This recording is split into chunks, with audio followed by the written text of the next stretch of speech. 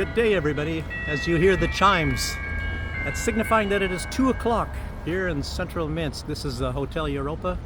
Across from me, I believe that is I think it's a University of Music over here, a school. And across over here is the Grand Café. And I don't know if that's still there, but there was the British Embassy was on the right-hand side of the street over this way. You know, it's a very nice area here. And this is an area when you take tours in Minsk very often. This is where you meet right up here. And as a matter of fact, let me go show you. Over here there is even a few tour buses. Maybe some people getting off over here. Oh, this is probably a city tour. Some old bus. If you can see that in the distance, that red and white. Should I walk up there? I don't know. Maybe not. Oh yeah, I'll do it for you guys. But anyhow, very significant things happening in geo-economic politics in the world. As I was mentioning, trying to get across to everybody these past few days with this Shanghai Cooperation Organization meeting, this is very, very historical. And the repercussions of this are going to be much, much more powerful than I had ever thought. It looks like there's a tremendous pushback from the United States for this, because this is a display, and a lot of people are saying this. It's not just me, like I was saying in the past few days, but it is more of a display of a cementing in and a no turning back of the multipolar world. And as you all might have heard some weeks ago, see, this is a tour bus here, maybe going who knows where in Belarus. But what was I saying? Well, like as Donald Trump was saying many weeks ago, he makes it no secret he wants to destroy the BRICS. And Donald Trump, in truth, he wants to destroy the multipolar world. He wants a unipolar world. And of course, the main ingredient of that is the supremacy of the United States dollar, the world reserve currency, which of course they have weaponized and fouled up. And I've been making that clear, and a lot of other people have in a lot of other videos, that they lost their right, actually.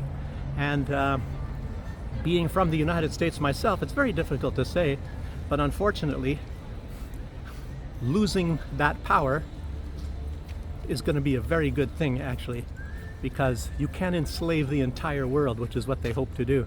So anyway, Gambrinus, this is one of the first places I went to. First, what do you call it? This wasn't on the outside. I came in the wintertime, and they just put this up, this outdoor parlor, and of course, depending on what's going on and what time of day and which day, it gets very busy and packed in there. But I guess normally you go downstairs here, and of lots of hamburgers, a lot of varieties of beer, and of course it's maybe a little bit expensive, I guess. This was the first town hall in Minsk, so in case you want to see it. Okay, let's get on. Let's get on with some of the geopolitics. I guess it's very important, very, very important. I cannot stress that enough. A lot of people are echoing exactly the same thing. And I have a fun fact here. And that fun fact is, who is the leading, well, that's a question actually. Who is the leading industrial manufacturer on planet Earth? And by how much? Well, as you've already guessed it, China. And China has the double the industrial output of the United States. Actually, a little bit more than double. And let's see, I even have some numbers here. I got the wrong glasses, by the way. I'm gonna have to look like a granny maybe to be able to read this. Oh, if I can, I might have to look over them. So let's see, China has one third of the world's industrial output comes from China, or from the Chinese possibly. They didn't actually say that exactly, because you know the Chinese are busy all over the world. They built a big huge stadium here. They just finished it, I think, less than a month ago. And they're building other things in Belarus as well. Like I said, they had a big swim hall, a big Olympic swim hall. Also a very big, huge building, and they're building things all over the world. America is not doing that. America is incapable of doing that. They might build a few projects in different places, a very, very few. Maybe what is some of the latest and greatest accomplishments of building of the United States? Trump Tower, maybe? No. The Golden Gate Bridge? When was that? 100 years ago? Or Hoover Dam? Some of those great projects that they had in the old days. They need to really step up their act. But of course, the United States is now directing most all of their money to war. One ring to bind them all in the darkness. That's what it's all about. She probably thought I was crazy, that lady here. But anyway, what else? So, China has 1/3. It's actually not quite 1/3. I think they nearly 32%, at least as far as these statistics are concerned, of the world's industrial output. In the United States is at 16%. Behind that is Japan with a 6.5%. So, and anyway, I was thinking that maybe Russia has taken over Germany and Japan as now I think Russia's the third biggest economy, but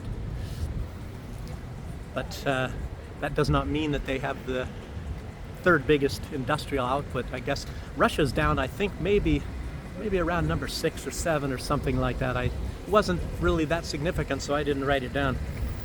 So that's industrial output. They do make a lot of things though in Russia, so it's not like they don't make anything. So not as much as Germany or Japan, and I think even South Korea is ahead of Russia. So let's see what else.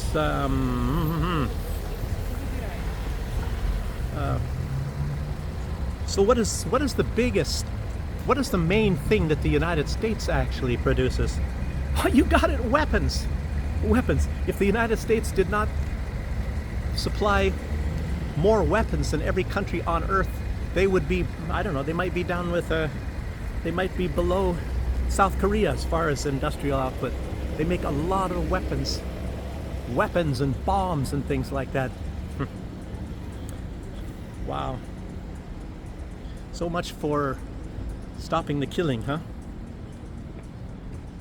So you have to realize, why is it that the United States, even if they verbally tell you one thing, in truth, look at that Mercedes, in truth, they support the wars in the world because they get a lot of money from the wars. Nissan, you guys certainly get those in the US. That's pretty cool looking. The Audi here, electric car. Here's an electric who knows what, some kind of a Chinese model, I presume. Another electric something or other. Here's a Lexus. Here's a Mercedes. Oh, look at how poor the people are here in Belarus, as you're always told. It's another Nissan, I think. But let's keep going. So, it's obvious why the United States supports wars, because that's where they make most of their money, is by supporting wars, making bombs for everybody, making weapons, making tanks. There's some really strange parts about this anyhow. They make so many bombs. So, Donald Trump wanting to stop the killing, and then he's sending over 3,500 extended range missiles to Ukraine over the next year. First shipments, I guess, are going to be in about a week to 10 days of these extended raids, because he wants to stop the killing. So he has to facilitate the killing. So if he can kill everybody, then he can stop the killing, because everybody's dead already. I guess that's the logic in that. I'm just guessing. And of course, he floods Israel with as many bombs and weapons as possible. More bombs were dropped on Gaza, in the past, 18 months or whenever this thing started, than was dropped on Germany in the entirety of World War II. So there's more bombing by Israel, and it's not just the regular old bombs, that bombs out a house or something. Israel gets the most powerful bombs, the bombs that nobody else wants to buy because they're way too powerful. And it's not just for destroying a house, it's for destroying much, much bigger than a house, big, huge areas. I don't know, terrible. Yeah, let's see. But Biden, of course, I have to mention that it's not just Trump sending all these weapons. Biden, of course, is really very much into that as well. Yes. The only difference, you have to mention this, the only big difference is that Israel gets all of these bombs and weapons free of charge. Israel does not pay for these things. They're all free. Thank you, American taxpayer. You know, it's incredible. People looking at me. And those bad protesters that are protesting the killing of the Palestinians, you have to be in favor of killing Palestinians because that is the right thing to do. You know, Amalek, I guess, is all it's about because they're all guilty. Here comes a priest, by the way. You'll be seeing him come across the screen in a second here. Those bad protesters. How dare you get angry? These are the descendants of... these are the descendants, I was going to say that, I couldn't say it then. He would have probably, the descendants of Jesus that Israel is killing. Yeah, very nice people, and I guess the American Christians are paying for that. Makes you wonder how Tucker Carlson, obviously he is against all this killing. That's one thing he doesn't agree with Donald Trump, and Donald Trump is, of course, joyously giving all of these bombs to Israel to kill the descendants of Jesus. It's very sad, you know? And I'll tell you what, you have a lot of people, it's not just Tucker Carlson and Marjorie Taylor Greene, you have Larry Johnson, you have Brian Berletic, you have a lot of people that are not really in favor of these policies of Donald Trump, and a lot of people are saying that Donald Trump is just tricking everybody. And how can you deny that? How can you deny that? Because you say one thing and you do the other. You want to stop the killing, but yet you give all these people huge amounts of bombs. You flood them with as many bombs as they possibly could want. Yeah, that's how to stop the killing. Yeah. So, in spite of the U.S. being the biggest supporter of war, Trump or no Trump, the U.S. has made a massive attack on India, economic. Some say it is so Europe can't get oil and gas. So, and a lot of people are saying, you know, everybody makes this mistake and they look for one reason. Oh, it's because it's directed at Europe. It's directed at Europe to weaken Europe. Oh well, what about Russia? It's there to weaken Russia. It's there to weaken Europe. It's there to weaken India, and it's there to destroy the multipolar world. Has anybody ever really thought about that? It's a multi-pronged thing, and it's a win-win-win for Donald Trump. Plus, it supports the United States by making more bombs and increasing the industrial capacity of the United States.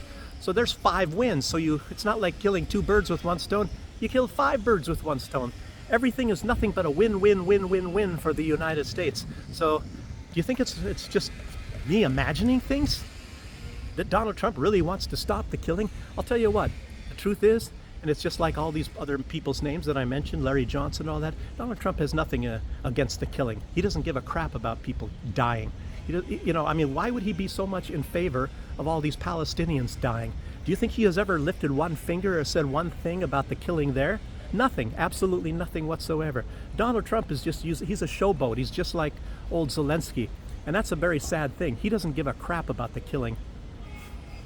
You know?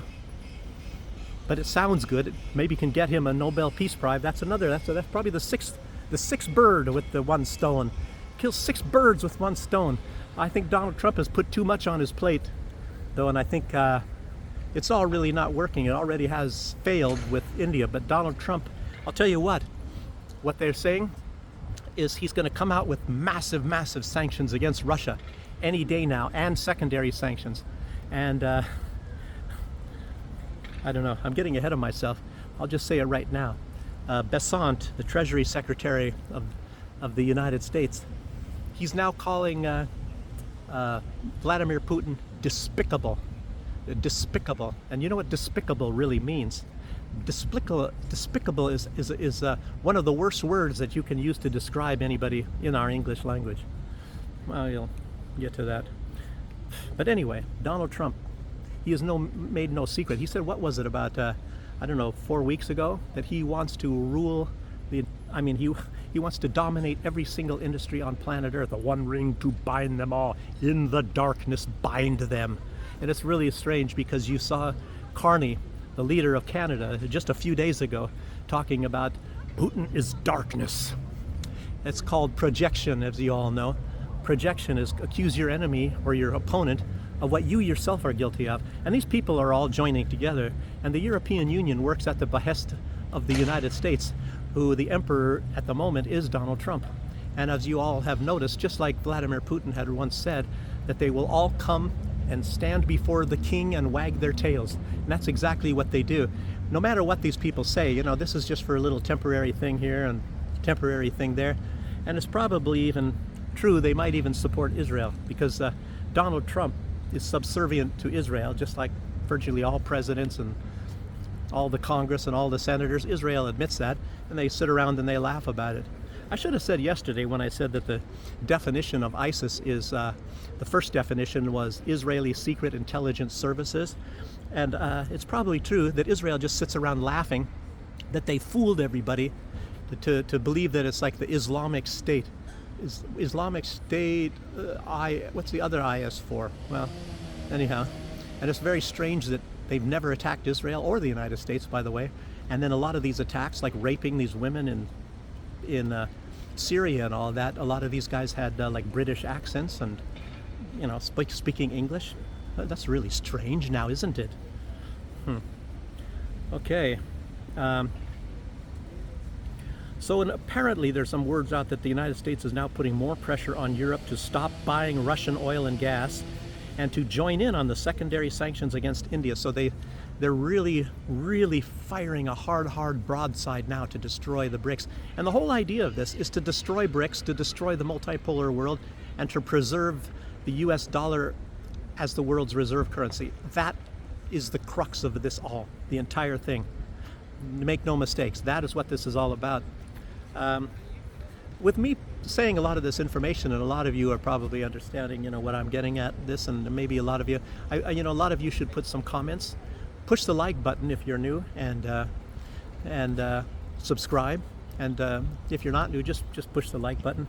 Make a comment, because I'm telling you, I don't know, do you guys agree with a lot of this assessment that I'm coming up with? I think a lot of other truth activists are saying pretty much the same thing. Sometimes they're a day or 2 days behind what I'm coming up with. And a lot of people, you know, they say, well, who is this guy? Who is this guy on YouTube? He gets in, what is it, the first day I get 20 views or something like that. And, you know, I've hinted at you guys a little bit of, you know, the things I've done. I've met a couple presidents of the United States.